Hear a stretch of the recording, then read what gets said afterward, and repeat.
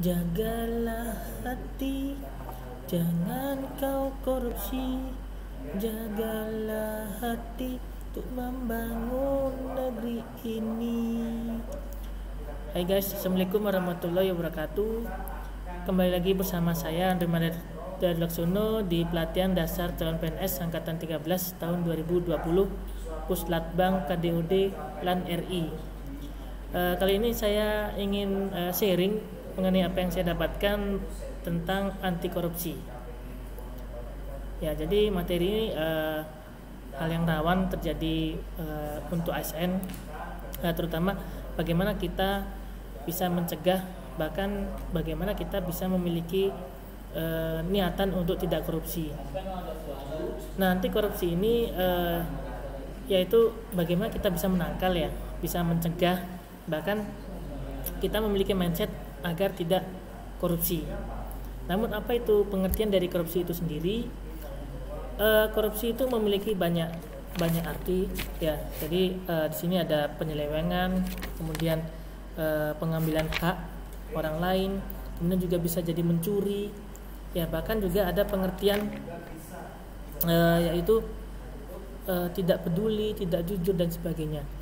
Nah, jadi korupsi ini kita bisa mengacu, ya, bahwa sifat manusia yang tidak bisa luput dari kesalahan, namun bagaimana kita bisa mengurangi dampak dari korupsi. Nah, maka dari itu tujuan pembelajaran dari anti korupsi ini yaitu membentuk perilaku yang amanah, jujur, serta berperan dalam pencegahan korupsi. Nah, jadi tindak pidana korupsi itu ada tindak pidana plus korupsi, ya. Jadi artinya tindak pidana adalah suatu perbuatan yang diancam dengan pidana oleh undang-undang dan tentunya bertentangan dengan hukum dan dilakukan dengan kesalahan oleh seseorang yang mampu bertanggung jawab. Namun korupsi ini berasal dari bahasa Latin, yaitu corruptio dan corruptus, yang berarti kerusakan atau kebobrokan. Nah, jadi dalam diri ASN itu ada komponen spiritual accountability, ada juga niatan, ya, niat baik, visi misi baik, usaha baik, hasil terbaik yang harus dikembangkan untuk menangkal korupsi.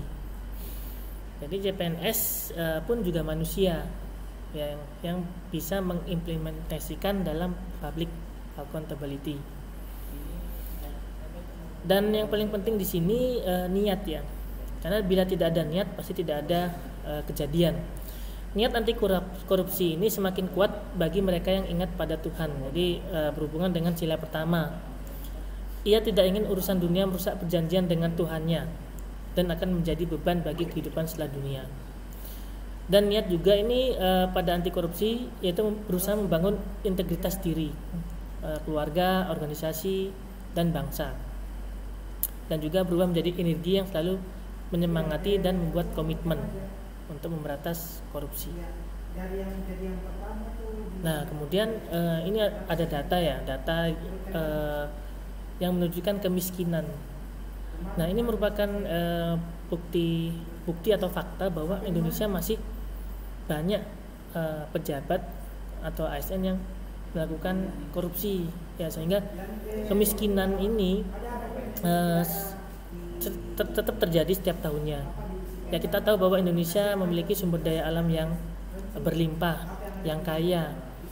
Nah, kemudian apakah sumber ini bisa adil diratakan ke berbagai daerah?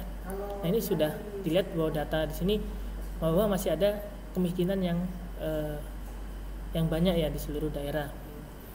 Nah, namun di sini menunjukkan tiap tahun terjadi penurunan kemiskinan, di mana tahun 2019 sekitar 25,14 juta jiwa. Nah, ini juga dampak korupsi, ya, di mana uang yang seharusnya hak milik murid SD itu tidak diberikan, sehingga fasilitas sekolah seperti ruangan, meja, kursi itu tidak layak untuk dijadikan ruangan belajar mengajar.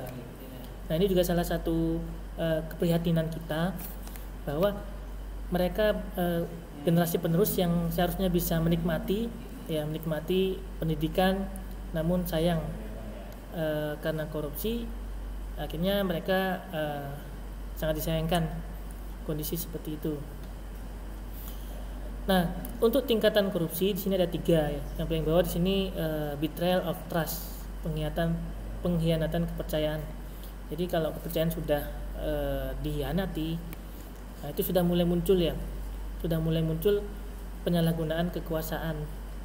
Jadi kekuasaan yang seharusnya ada batasnya di sini malah di luar batas. Kemudian yang paling tinggi di sini material benefit, mendapatkan keuntungan material yang bukan haknya. Jadi sudah berpikir saya ingin untung dengan cara yang tidak baik atau penyelewengan kekuasaan. Jadi dari semuanya ini kita perlu komitmen integritas. Ya, jadi kesadaran anti korupsi setelah menyeluruh dan utuh, dan juga tidak hanya sampai menjadi semangat, namun terus bergerak hingga menjadi komitmen integritas. Jadi perlu melangkah lebih jauh, bukan sekedar menghindar, namun mencari solusi terhadap fenomena korupsi. Oke, itu saja dari saya, semoga bermanfaat. Akhir kata, wassalamualaikum warahmatullahi wabarakatuh.